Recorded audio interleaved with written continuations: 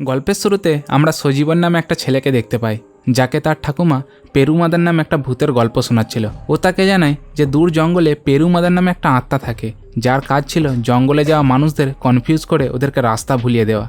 এই রাস্তায় বেশিরভাগ লোক শর্টকাটের জন্য যেত, আর এই রাস্তায় আজ পর্যন্ত যারা গিয়েছিল তারা কেউ আর ফিরে আসেনি। ধীরে ধীরে এই রাস্তাটাকে নিয়ে লোকেদের মধ্যে ভয় ছড়াতে শুরু হয়, আর লোকেরা এই রাস্তাটা দিয়ে যাওয়াই ছেড়ে দিয়েছে। একদিন একটা সাধু ভেবেছিল সে তার শক্তি দিয়ে এই পেরুমাদারের ভূতটাকে ক্যাপচার করে নেবে। এই জন্য সে জঙ্গলের মধ্যে অনেকক্ষণ ঘোরে, এবং সেখানে ঘোরার পরও সে পেরুমাদারের আত্মাকে দেখতে পায় না। তখন সে রাস্তায় চলতে চলতে একটা বল দেখতে পায়। সে বলটাকে তার ঝুড়িতে কুড়িয়ে নেয় এবং সেখান থেকে আগে এগোতে থাকে, এবং আগে গিয়ে বুঝতে পারে যে বলটাকে সে কুড়িয়েছিল সেটা কোনো বল নয়, আসলে একটা প্যাঙ্গোলিন ছিল। সাধুরা সেই প্যাঙ্গোলিনের কাছ থেকে সেই আত্মাটার কাছে যাওয়ার রাস্তা জিজ্ঞেস করে। সেই প্যাঙ্গোলিনটা তাকে জঙ্গলের মধ্যে এধারে ওধারে ঘোরাতে থাকে। তারপরও সেই সাধুটা পেরুমাদার আত্মাকে খুঁজে পায় না। এখানে সেই প্যাঙ্গোলিনটাই আসলে পেরুমাদার ছিল, আর সেই সাধুটাকে জঙ্গলের মধ্যে ঘুরিয়ে কনফিউজ করছিল। এখনও পর্যন্ত বলা হয় এই সাধুটা জঙ্গলের মধ্যে হারিয়ে গেছে, আর এখনও সেই জঙ্গলের মধ্যে ঘুরে বেড়াচ্ছে। এখান থেকে গল্প চেঞ্জ হয়ে দুটো পুলিশ অফিসারের উপর আসে, যেখানে তারা জয় নামে একটা চোরকে খুঁজছিল। তারা সেই চোরকে খুঁজতে চুরুয়ামা নামে একটা জায়গায় যাচ্ছিল, যেখানে তারা যাওয়ার আগে তাদের নামটা চেঞ্জ করে নেয়। যেখানে সিনিয়র অফিসারটা অ্যান্টনি আর জুনিয়র অফিসারটা তার নাম রাখে সজীবন। ওরা তাদের নিজেদের পোশাক বদলে চুরুলিতে যাচ্ছিল। যাওয়ার আগে তারা রাস্তার ধারে একটা ধাবাতে খাবার খায়, যেখানে তারা দুজন নিজেকে একটা কাজ করা শ্রমিকের মতো প্রেজেন্ট করছিল। এরকম দেখাচ্ছিল যে তারা শহর থেকে এখানে কাজ করতে এসছে। এর মাঝে আমরা দেখতে পাই ধাবাতে একটা লোক নিউজ পেপার পড়ছিল, যেখানে আমেরিকাতে এলিয়েনরা একটা মানুষকে কিডন্যাপ করে নিয়েছে। খাবার পরে দুটো পুলিশ অফিসার সেখান থেকে চুরুলির জন্য বেরিয়ে যাবে, তখন তাদের দেখা রাস্তায় গাড়িওয়ালার সাথে হয়। গাড়িওয়ালা তাদের জানায় যে গাড়িটা কিছুক্ষণের পর চুরুলির জন্য বেরোবে, কিন্তু তাদেরকে অন্য প্যাসেঞ্জারদের জন্য ওয়েট করতে হবে। এখানে সে তাদেরকে জিজ্ঞাসা করে তারা কী জন্য চুরুলিতে যাচ্ছে, যার উত্তরে অ্যান্টনি বলে সেখানে তার একটা গার্ডেনে কাজ করতে যাচ্ছে। এটা শোনার পর সেই ড্রাইভারটা ভাবতে থাকে যে চুরুলিতে কার কাছে গার্ডেন আছে যে বাইরে থেকে লোক আনতে হচ্ছে কাজ করার জন্যে। কিছুক্ষণ ভাবার পর সে তাদের দুজনকে জিজ্ঞেস করে, তোমরা কি থানকানের গার্ডেনে কাজ করতে এসেছো? এই সুযোগটা বুঝে সে তার কথায় হ্যাঁ বলে। এটা শুনে ড্রাইভারটা বলে থানকান এখন গ্রাম থেকে বাইরে গেছে, এবং সে যতক্ষণ না গ্রামে ফিরছে সে তাদের থাকার ব্যবস্থা করে দেবে। এরপর সবাই গাড়িতে বসে চুরুলির জন্য বেরিয়ে পড়ে। কিছুক্ষণ যাওয়ার পর রাস্তার আগে একটা দুর্বল কাঠের ব্রিজ আসে। এই ব্রিজটাকে পার করার জন্য গাড়ি থেকে সবাইকে নামতে হতো, না হলে গাড়িটা হয়তো ব্রিজটা থেকে পড়ে যেত। গাড়ি অন্যদিকে আসার পর যখন অ্যান্টনি সেই গাড়িতে বসে, ড্রাইভার হঠাৎ তার উপরে রেগে যায়, এবং তারা দুজন জানেও না যে ড্রাইভার কোন কথার উপর তাদের দুজনের উপর রেগে গেছে। আগে যাওয়ার পর এই ড্রাইভারটা সেই গাড়িটাকে একটা মদের দোকানের পাশে দাঁড় করায়। সেখানে মদের দোকানের মালিকের কাছে সেখানে কিছুদিন থাকার জন্য পারমিশন চায়, কারণ থানকন এখন গ্রামের বাইরে গেছে। এর জন্য মদের দোকানের মালিক রাজি হয়ে যায়। ড্রাইভারটা বাকি প্যাসেঞ্জারদেরকে নিয়ে সেখান থেকে চলে যায়, এবং তারা দুজন সে মদের দোকানে থাকে, এবং মদের দোকানে আসা প্রত্যেকজনের উপর তারা ভালোভাবে নজর রাখতে থাকে, যাতে তারা জয়কে খুঁজে বার করতে পারে। কিছুক্ষণ পর এই দোকানটাতে মরিচা নামে একজন আসে। সে আসার পর দোকানে থাকা সবাই একদম চুপচাপ হয়ে পড়ে। অ্যান্টনি কোরিয়াচাকে জিজ্ঞেস করে যে সবাই মরিচাকে দেখে একদম চুপচাপ হয়ে গেছে কেন। সেখানে কোরিয়াচা জানায় যে মরিচা কিছুদিন আগে গ্রামের একজনের নামে পুলিশ কমপ্লেন করেছিল, যার পর থেকে গ্রামের লোকেরা তাকে ইগনোর করতে চালু করে দিয়েছে।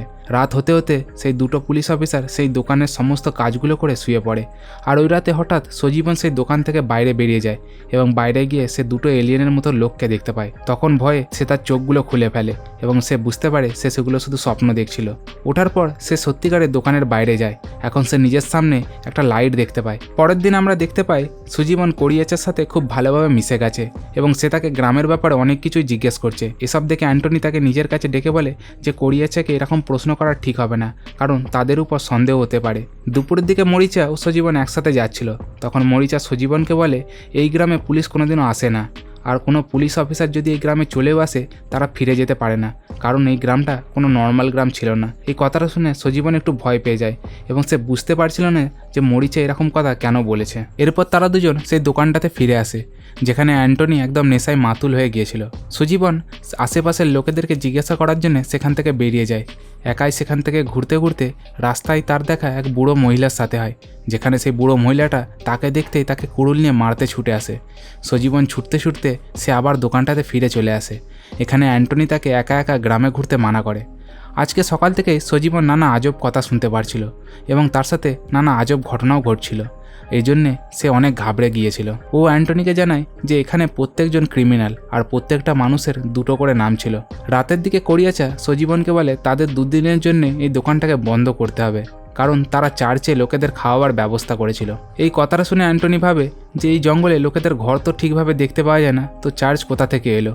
এখানে তারা পরের দিন লক্ষ্য করে করিয়াচা তাড়াতাড়ি দোকানটাকে পরিষ্কার পরিচ্ছন্ন করে একটা চার্চে পরিণত করেছে। এরপর সে সেখানে একটা ফাদারকে ডাকে, যেখানে তারা কিছু প্রেয়ার করে এবং কিছুক্ষণ পর তাদের খাওয়ানো শুরু হয়। এখানে সজীবন ও অ্যান্টনি লোকেদের সাথে কথা বলে এবং তাদের নাম জিজ্ঞেস করে, যাতে তারা এখানে জয়ের ব্যাপারে কোনো ইনফরমেশন বার করতে পারে। পরের দিন যখন দুটো পুলিশ অফিসার জঙ্গলের মধ্যে ঘুরছিল, সেখানে অ্যান্টনির দেখা একটা শিকারির সাথে হয়। সে তার সাথে শিকার করতে বেরিয়ে পড়ে। এখানে সজীবন সেই দোকানটাতে চলে আসে এবং দোকানে এসে দেখে পুরো রাত কেটে যাওয়ার পরও অ্যান্টনি এখনও ঘরে ফিরে আসেনি।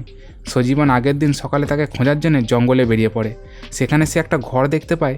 সে ঘরটায় উঁকি মারতেই যাবে, ও নিজের মধ্যে একটা ভয় খেতে শুরু করে। ও নিজের সামনে এরকম মেটেরিয়াল ও এলিয়েন টেকনোলজিকে দেখতে পায়, আর সে নিজে বুঝতে পারছিল না যে এই জিনিসটা কী, এবং সে সেখানে ভয় পেতে শুরু করে। এধারে অ্যান্টনি আর সেই শিকারিটা এখন দোকানে ফিরে এসছে।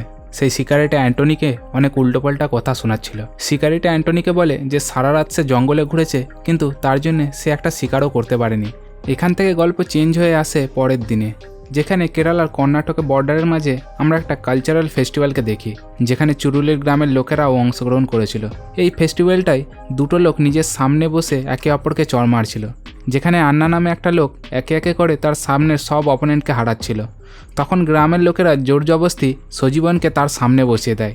তারপর আন্না তাকে থাপ্পড় মেরেও তাকে হারিয়ে দেয়। ওই রাতে অ্যান্টনি লক্ষ্য করে সজীবন তার আশেপাশে ছিল না। ও সকাল হওয়া পর্যন্ত তার জন্য অপেক্ষা করছিল, কিন্তু সে সকাল হতেও সেখানে ফেরে না। এখানে আন্নাকে খুঁজতে খুঁজতে সেই দোকানের মধ্যে একটা লোক আসে এবং সেই সময়ই আমরা সজীবনকে দেখতে পাই। যখন অ্যান্টনি সজীবনকে জিজ্ঞেস করে সে সারা রাত কোথায় ছিল, সে তাকে বলে সে সেখানেই ছিল। এদের কথাবার্তার মাঝে আমরা বুঝতে পারি যে গ্রামে আন্নার উদ্ধার হওয়ার খবর চারিদিকে ছড়িয়ে পড়েছিল। এসবের মাঝে আমরা আন্নার মৃতদেহকে খুঁজে পাই একটা জঙ্গলের মধ্যে। এখানে আমরা দর্শক হিসেবে একটা ফ্ল্যাশব্যাক দেখতে পাই, যেখানে আন্নাকে সজীবনই মেরেছিল। ওই রাতে অ্যান্টনি সজীবন সেই শিকারিটার সাথে জঙ্গলে বেরিয়ে যায় শিকার করার জন্যে। সেখানে তারা রাস্তায় দুটো আজব লোককে দেখতে পায় এবং তারা পুরো এলিয়েনের মতো দেখতে ছিল। ওরা দুজন চুটকি বাজাতেই সেখানে একটা লাইটের আকারের স্পাইরাল তৈরি হয়। সজীবন সেখানে গুলি চালায়, কিন্তু পরেই লক্ষ্য করে সেই গুলিটা একটা অ্যানিমালকে লেগেছে। তারা সেই অ্যানিমালটাকে তুলে নিয়ে গ্রামের দিকে চলে আসে। সেখানে রাস্তায় সেই শিকারিটা তাদের দুজনের থেকে আলাদা হয়ে যায়। সকাল হতে হতে তারা দুজন সেই শিকারিটাকে খুঁজতে থাকে, কিন্তু তারা তাকে খুঁজে পায় না। পুরো রাত হাঁটার ফলে অ্যান্টনির কোমরে অনেক যন্ত্রণা হচ্ছিল, যার ট্রিটমেন্ট করার জন্য সে গ্রামের একটা মহিলার কাছে যায়। এখানে সেই মহিলাটা তাদের দুজনকে দেখার পর তাদের বলে সে তাকে চেনে। এই কথাটা শুনে তাদের দুজনের অনেক আজব লাগে। গল্প চেঞ্জ হয়ে সেই ড্রাইভারের গাড়িটার উপর আসে, যেখানে থানকান গাড়িটা করে গ্রামে এন্টার হচ্ছিল। ড্রাইভার থানকানকে জিজ্ঞেস করে, তুমি যে দুটো লোককে গার্ডেনে দেখাশোনা করার জন্য ডেকেছিলে, তারা কারিয়াচার দোকানে কাজ করছে। যার উপরে থানকান জানায় সে তো কাউকে ডাকেনি তার গার্ডেনে কাজ করার জন্যে। এই কনফিউশনের জন্য থানকান সেই দোকানে যায়। সেখানে সব কিছু রিভিল হওয়ার পর সেখানের লোকেরা সেই দুটো পুলিশ অফিসারকে জিজ্ঞেস করে, তোমরা দুজন কে আর তোমরা এই গ্রামে কী জন্য এসেছো। এখানে থানকান বলে তাদের দুজনকে এখানে মেরে ফেলবে আর তাদের শরীরটাকে টুকরো টুকরো করে জঙ্গলের মধ্যে ফেলে দেবে। এরপর গ্রামের সবাই যখন তাদের দুজনের উপর আক্রমণ করতে যাবে, তখন সজীবন তার বন্দুকটা নিয়ে হাওয়াতে ফায়ার করতে থাকে, যার ফলে লোকেরা ভয়ে সেখান থেকে দৌড়ে পালাতে থাকে। এখানে অ্যান্টনি থানকানের কাছে যায় এবং জয়ের ব্যাপারে জিজ্ঞেস করে। থানকান তাদের দুজনকে জয়ের ঘরের দিকে নিয়ে যায়, আর গ্রামের লোকেরাও এই তিনজনের পিছন করতে থাকে। সেখানে জঙ্গলের রাস্তা একদম ভয়ানক আর ভুলে যাওয়ার মতো ছিল। কিছুক্ষণ পর তারা জয়ের ঘরে পৌঁছায়, যেখানে তারা জয়কে দেখতে পায়। সে একদম প্যারালাইজ হয়ে বিছানায় শুয়ে আছে। সে শুধু কথা বলতে পারছিল এবং তার শরীরের কোনো অংশ নড়াতে পারছিল না। সজীবন তখন জয়কে বলে তারা তাকে গ্রেফতার করতে এসছে। তখন গ্রামের লোকেরা হাসতে থাকে এবং তারা বলে, সত্যি কি তারা এই গ্রামটা থেকে বাইরে বেরোতে পারবে? জয় এখানে বলে তারা যদি এই গ্রামটা থেকে বাইরে বেরোতে পারে, তাহলে তাদের সাথে সে খুশি খুশি বাইরে চলে যাবে। পরের দিন তারা জয়কে জিপে বসিয়ে শহরের দিকে বেরিয়ে পড়ে, কিন্তু যাওয়ার সময় তারা আগে গিয়ে রাস্তা ভুলে যায়। এখানে জয় বলে সে তাদেরকে রাস্তা চিনতে সাহায্য করবে ও তাদের দুজনকে এধারে ওধারে জঙ্গলের মধ্যে ঘোরাতে থাকে।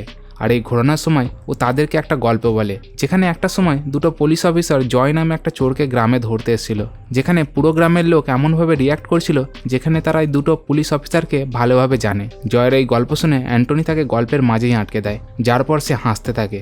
জয় এখানে বলে কি হবে যদি হঠাৎ তার শরীরটা ঠিক হয়ে যায়। এই কথাটা অ্যান্টনি একটা জোক হিসাবে নিচ্ছিল। তখন পরের মুহূর্তেই জয় নিজের শরীরটাকে হিল করে নিয়ে সেখান থেকে ফ্রি হয়ে যায়। এখন সে প্যারালাইজ ছিল না। জঙ্গলে এদের জিপের আশেপাশে কিছু আলো জ্বলতে থাকে, আর এই আলোগুলো কম্বাইন হয়ে একটা চাঁদের মতো হয়ে যায়, আর এই চাঁদটা ধীরে ধীরে বড় হতে থাকে। এই চাঁদের আলোর ইফেক্টে তারা তিনজন সেখানে খুশিতে হাসতে থাকে, আর তারা তখন সেই জিপটার সাথে হাওয়াতে উড়তে থাকে, আর দেখতে দেখতে সেই জিপটা চাঁদের আলোয় উধাও হয়ে যায়। এর সাথে এই গল্পটা এখানেই শেষ হয়।